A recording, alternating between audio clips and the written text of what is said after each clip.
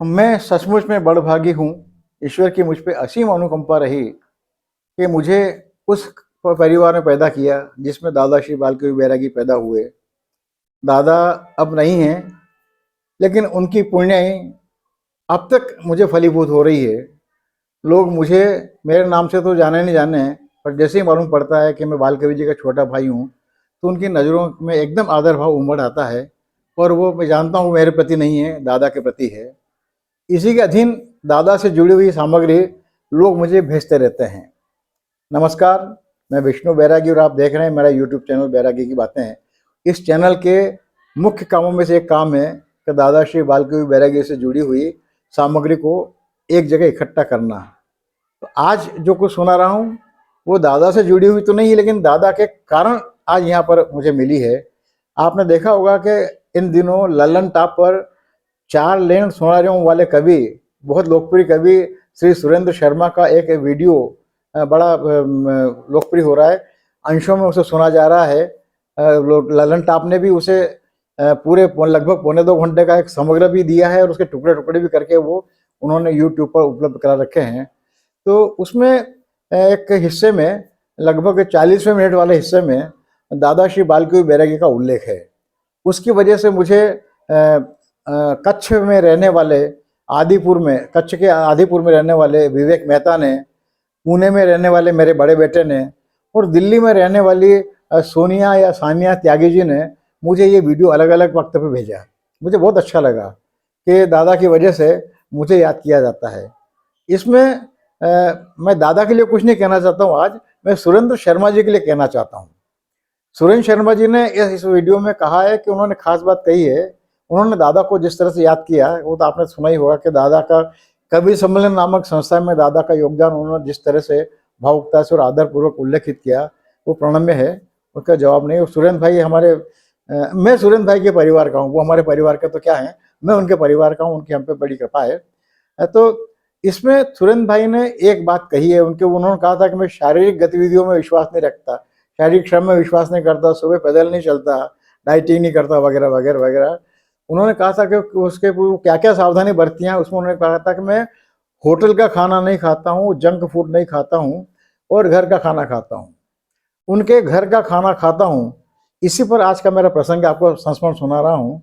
और इसमें एक बात याद रखिएगा, सुरेंद्र भाई को जिसे कहिए कि चटपटा खाना पसंद है।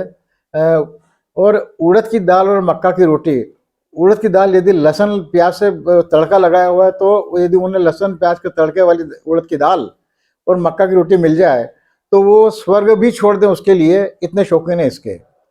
रायपुर में मेरे एक मित्र हुआ करते थे, परिवार अभी भी है, पुरोहित परिवार। वहाँ पर महात्मा गांधी मार्ग पे एक मीरा होटल अभी भी है वहाँ पर, और गिरिराज होटल, ये 2 भाई हैं। हमारे भानुशंकर पुरोहित, जो हमारे भानु भाई, और उनके छोटे भाई रामानुज पुरोहित, जिन्हें रामानुज के नाम से तो कम जानते हैं, सारा जमाना उन्हें रजनी भाई के नाम से जानता है। मीरा होटल के बेटे के रजनी भाई का बेटा नीरज, वो जब MBA करने गया था तो वो इसी शर्त पे गया था कि वो नौकरी नहीं करेगा, आके अपना होटल संभालेगा। और उस बच्चे ने लौट के अपने एक शिक्षा का उपयोग अपनी होटल के व्यापार को बढ़ाने में किया। और मीरा होटल रायपुर की पहली होटल थी जिन्होंने ऑनलाइन टेबल बुकिंग की व्यवस्था शुरू की थी। उसी परिवार के 2 होटल पहले हुआ करते थे, मीरा होटल और माया लॉज। अब दोनों भाई अलग अलग काम कर रहे हैं। तो रजनी भाई मीरा होटल चला रहे हैं और भानु भाई का होटल है जेल रोड पर, होटल गिरिराज। भानु भाई बहुत सात्विक थे, पूरा परिवार बहुत सात्विक था। इनमें कहीं भी आप जैसे कहिए चाय से अधिक बड़ा कोई दुर्व्यसन नहीं था, और भानु भाई को जरूर गुटखे का शौक था, इससे अधिक कुछ भी नहीं था। और आपको आश्चर्य होगा कि जब होटल गिरिराज का उद्घाटन हुआ तो कमरे में जो सामान रखा जाता है होटल वालों की ओर से, उस होटल में रामचरितमानस और गीता के गुटके या पुस्तकें उसमें रखी गई थी प्रत्येक कमरे में। तो इतने सात्विक मानसिकता वाले, बड़े भक्तिभाव वाला परिवार था। तो भानु भाई सुरेंद्र श्री शर्मा के बड़े अच्छे बहुत प्रशंसक थे। और मैं अपने काम धंधे के सिलसिले में रायपुर जाया करता था, तो वहीं ठहरा करता था। तो मैं मेरा होटल में ठहरा करता था, वहीं उनसे दोस्ती हुई थी मेरी। और जब उन्हें मालूम पड़ा कि मैं बालकवि जी का भाई हूँ, तब तो दोस्ती बिल्कुल पारिवारिकता बदल दी उन्होंने। फिर तो उनका कृपा प्रसाद मुझ पर आजीवन बरसता रहा और उनका परिवार आज भी मुझे कृतार्थ करता रहता है। बात बात में भानु भाई ने एक बार कहा कि उनकी बड़ी इच्छा है कि सुरेंद्र शर्मा उनके यहाँ भोजन करे। तो मैंने उनसे कहा कि भानु भाई ये तो बहुत आसान बात है, ये तो कठिन काम नहीं है। बोले आप क्या बात कर रहे हैं, इतने बड़े कवि हैं, अखिल भारतीय स्तर के हैं, तो इतना बड़ा पारिश्रमिक लेते हैं कि मेरे यहाँ कैसे खाना खा सकते हैं, भोजन कर सकते हैं। मैंने कहा बहुत आसान है, आप उन्हें इतना बड़ा संदेश कह दीजिएगा, जाके कह दीजिएगा कि भोजन में आपके यहाँ पर मक्का की रोटी और लहसुन प्याज के तड़के वाली उड़द की दाल बनी हुई है, और आप यकीन मानिए यदि आप न्योता देंगे तो सब कुछ छोड़ के आपके साथ आ जाएंगे। भानु भाई को मेरी बात पर विश्वास नहीं हुआ। उसके बाद 2-3 और यात्राएं हुई मेरी रायपुर, तो उन्होंने हर बार कहा क्या ये बात बिल्कुल खरी पक्की है। मैंने हर बार उनसे कहा कि मैंने कहा यदि ऐसा नहीं होगा तो आपका जो नुकसान होगा, आपकी भावना आहत होंगी, तो आपकी आहत भावनाओं का मुआवजा मैं आपको चुका दूंगा, चिंता नहीं करें। तब उन्हें कहीं विश्वास हुआ। और संयोग ऐसा हुआ कि एक बार रायपुर में कवि सम्मेलन हुआ, तो सुरेंद्र भाई केवल कवि नहीं थे, वो कवियों के जिसे कहिए सरदार भी थे, कवियों के संरक्षक भी थे, पूरा कुटुंब साथ लेकर चला करते थे। जिस कवि सम्मेलन के पूरे आयोजक वो हुआ, संयोजक वो हुआ करते थे, यानी सारे कवियों के नेता हुआ करते थे। तो रायपुर में जब कवि सम्मेलन हुआ, तो जिस रात को कवि सम्मेलन था उसके उस सुबह कवि सब इकट्ठे थे, और शायद नगर सेठ सिंघानिया के वो मेहमान थे उस दिन वहां पर। वो सिंघानिया जी के यहाँ भोजन था।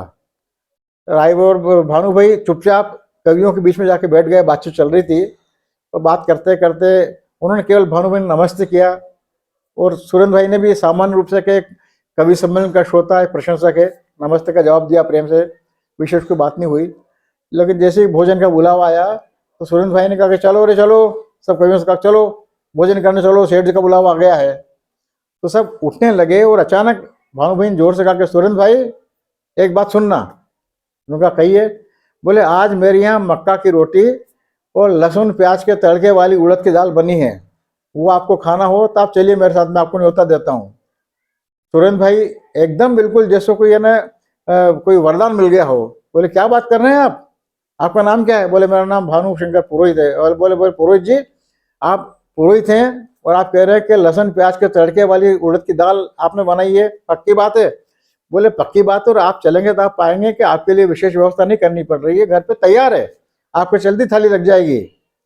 सुरेंद्र भाई शर्मा ने ये सुनते ही बाकी सबसे कहा कि तुम सब जाओ रे सेठ का भोजन करने के लिए, मैं तो आज पुरोहित जी के यहाँ मक्का की रोटी और लहसुन प्याज के तड़के वाली बघार वाली उड़द की दाल खाऊंगा। मेरे तो आज 5 सितारा दावत यहाँ पुरोहित जी की आज मेरी यहाँ पर है। और जैसा कि भानु भाई ने सुनाया, उन्हें विश्वास नहीं हुआ कि सुरेंद्र भाई पहले निमंत्रण पर हाँ भर के बाकी सारे कवियों का साथ छोड़कर, नगर सेठ का भोजन छोड़कर भानु भाई के यहाँ भोजन करने के लिए तैयार हो गए। और वो भानु भाई ने कहा था कि उनको लेकर मैं घर तक कैसे आया मुझे कुछ भी याद नहीं है, जैसे कोई मैं किसी तंद्रा में चल रहा हूँ, पता नहीं पूरे यात्रा में होटल से घर तक सुरेंद्र भाई मुझसे क्या बात करते रहे मुझे कुछ भी याद नहीं। बस वो घर आए, उन्होंने भोजन किया, और सच मानिए कि मैं अपना भोजन करना भूल गया, उन्हें भोजन करते हुए देखने लगा, और मेरे जीवन की बहुत बड़ी साथ पूरी हो गई। उन्होंने उस जमाने में मोबाइल तो हुआ नहीं करते थे। उन्होंने उस दिन जिस दिन सुरेंद्र भाई ने भानु भाई के यहाँ भोजन किया, उस दिन भानु भाई ने मुझसे लगभग 17-18 मिनट लंबी बात की ट्रंक कॉल पर। इतने विवल थे, इतने खुश थे। उन्होंने कहा कि विष्णु भैया आपने तो मेरी जिंदगी की एक बहुत बड़ी इच्छा पूरी कर दी, भगवान आपका भला करे, कल्याण करे, वगैरह वगैरह। तो सुरेंद्र भाई इतने देहाती, इतने खुरदरे आदमी हैं कि वो मनपसंद भोजन के लिए, जिसे कहिए ना कि राज तिहुपुर को तजीदारो, नगर सेठ का भोजन छोड़कर एक गरीब ब्राह्मण के घर आ गए भोजन करने के लिए। सुरेंद्र भाई से जुड़े हुए मेरे पास और भी किस्से हैं, कभी मौका मिलेगा तो आपको सुनूंगा। सुरेंद्र भाई से आप दूसरों किस्से सुनते हैं, मुझसे कभी सुरेंद्र भाई के किस्से सुनिएगा।